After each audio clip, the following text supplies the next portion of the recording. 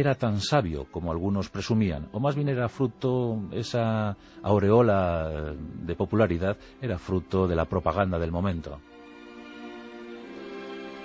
Por tanto, en una fecha indeterminada nos encontramos con uno de los momentos, uno de los encuentros más apasionantes de todo el mundo antiguo, la llegada de Bilquis a Jerusalén.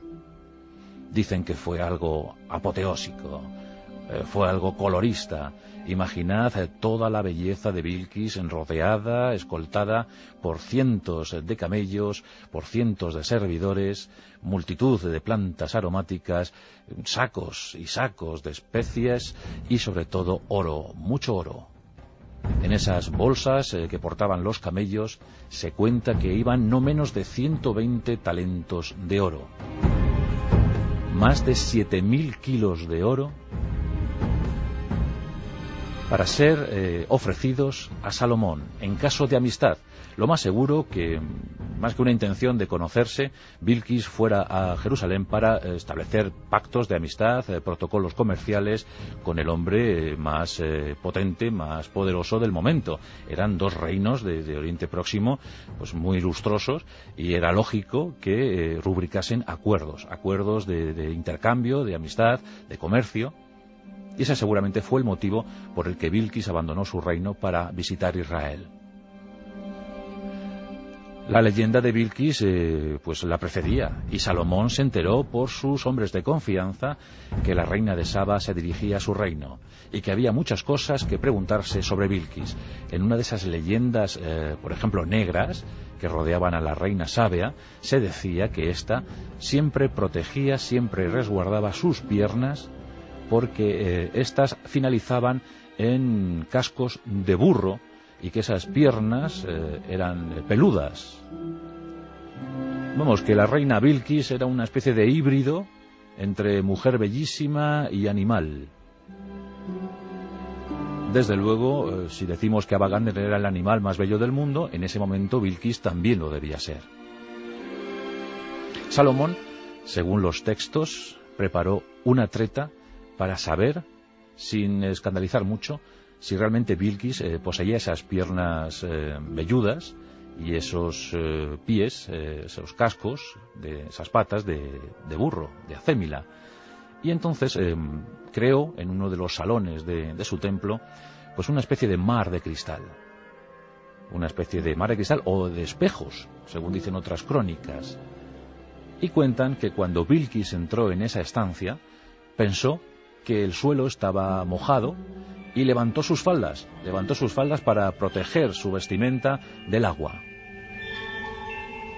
Salomón pudo comprobar por sí mismo que Bilquis poseía pies femeninos y unas piernas más que esbeltas. Eso sí, dicen otras crónicas que realmente era velluda, que no depilaba esas piernas. Pero bueno, supongo que en aquellos tiempos pocas mujeres depilaban sus piernas. El caso es que lo que sí llamó la atención de Salomón fue la fascinante cara de Bilquis. Dicen que jamás se había visto mujer tan bella en el reino de Israel. Y a Salomón no le faltaban mujeres bellas. En su harén había no menos de 1000 mujeres entre las oficiales y las concubinas, no menos de 1000 mujeres. Pero Bilquis era especial. Tenía un carisma innegable, unos ojos profundos. Hay una frase atribuida a ella en la que decía: soy morena y por eso más bella. Eso ha hecho pensar a muchos exégetas de Bilquis o de Maqueda que era negra y por eso etíope. Pero ya digo que lo más seguro es que proviniera de Marib, del actual Yemen, del sur de la península arábiga. Salomón estaba tan prendado de la belleza que tenía enfrente que rápido pues le propuso matrimonio, desposarse, sellar una alianza entre Israel y Saba que procurase beneficios mutuos para los dos reinos. Bilquis hasta entonces había presumido de su virginidad, la llevaba muy a gala, decía que era el signo de pureza, que ante todo estaba su reino, la gobernación de Saba, y que su virginidad era lo más sagrado de Saba. Pero Salomón también interesó a la bella reina del sur. Y esa noche del encuentro, tras haber sido Salomón sometido a muchas preguntas, porque Bilquis quería saber, quería testar la inteligencia, la sabiduría de Salomón, y al parecer le sometió a numerosos enigmas que el rey hebreo fue resolviendo uno a uno. Eso gustó, eso enamoró más a Bilquis, y ya digo que esa noche posiblemente ya la pasaron juntos. Bilquis accedió a la boda, a los esponsales. Se unían los poderosos reinos del norte y el sur. Eran los personajes más brillantes del momento y unían fuerzas y cuerpos para prosperar juntos. Bilquis regaló a su pretendiente esos 120 talentos de oro, más de 7.000 kilos de oro, multitud grandes plantas aromáticas que ejercían fascinación en el momento. Era como una cosa muy preciada tener plantas aromáticas, y Bilquis sembró Israel de plantas aromáticas y además especias, las añoradas, las pretendidas especias, las ambicionadas especias. En Saba todo eso era material frecuente, sobraba. Y Bilquis, ese momento, en ese tiempo de encuentro con Salomón, hizo genial, auténtico despliegue de medios.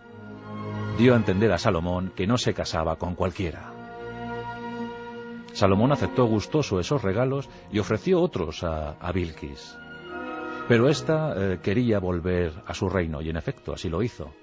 Abandonó Israel y regresó a Saba con la promesa de Salomón de verse con mucha frecuencia. Y aquí entra en juego también la leyenda, porque se comenta que Salomón, no sé qué extraña tecnología poseía, pero lo cierto es que a pesar de la enorme distancia que había entre ambos reinos, Salomón procuraba visitar a su mujer, a su esposa del sur, no menos de una vez al mes. Fruto de esa unión nació Menelik. Menelik, el hijo mestizo, el hijo llamado a ser fundador de todo un imperio entre Asia y África.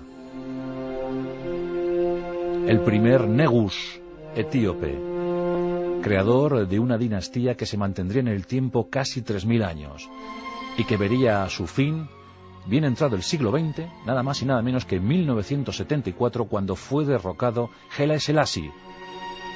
Haile Selassie, el Negus viviente, aquel que fue tocado por Miguel de la Cuadra Salcedo, aquel que fue desposeído por los italianos en los previos a la Segunda Guerra Mundial, y que recuperó por fortuna su trono para vivir instalado en él hasta ese año de 1974. Así que casi 3.000 años de Negus, los dioses vivientes etíopes, que pensaban que la reina, no Bilquis, sino Maqueda, como ellos la llamaban, era etíope de pura cepa.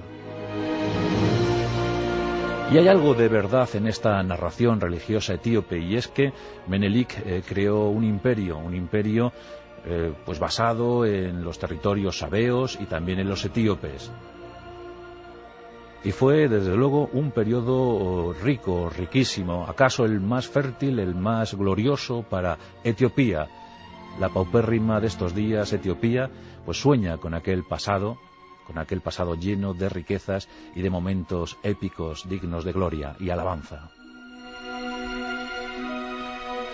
Durante unos años, Menelik permaneció ajeno al conocimiento de su progenitor, pero cumplidos los 22 años de edad, dijo a su madre que quería conocer a su padre. Y ésta, orgullosa, le envió a Israel con el propósito de que ambos se conociesen. Así fue. Menelik conoció a su padre y éste quedó muy complacido porque vio en su hijo, en su vástago, rasgos muy parecidos a los del rey David. Y le ofreció quedarse en Israel. Le prometió pues oro, riquezas, gobierno, vio en él a un digno heredero. Sin embargo, Menelik poseía la ambición de ser él, el creador, el instigador de una dinastía propia. Sin la supervisión paterna